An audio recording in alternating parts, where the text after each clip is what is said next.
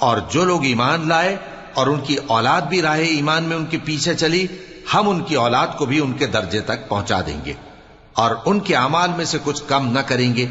ہر شخص اپنے اعمال میں پھنسا ہوا ہے، اور جس طرح کے میوے اور گوشت کو ان کا جی چاہے گا ہم ان کو عطا کریں گے۔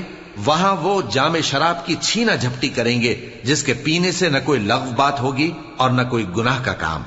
اور نوجوان خدمتگار جو ایسے ہوں گے جیسے چھپائے ہوئے موتی جو ان کے آس پاس پھریں گے اور ایک دوسرے کی طرف رخ کر کے آپس میں گفتگو کریں گے، کہیں گے کہ اس سے پہلے ہم اپنے گھر میں اللہ سے ڈرتے رہتے تھے تو اللہ نے ہم پر احسان فرمایا اور دوزخ کی گرم ہوا کے عذاب سے ہمیں بچا لیا۔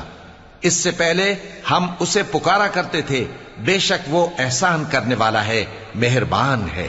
تو اے پیغمبر تم نصیحت کرتے رہو، تم اپنے پروردگار کے فضل سے نہ تو کاہن ہو اور نہ دیوانے۔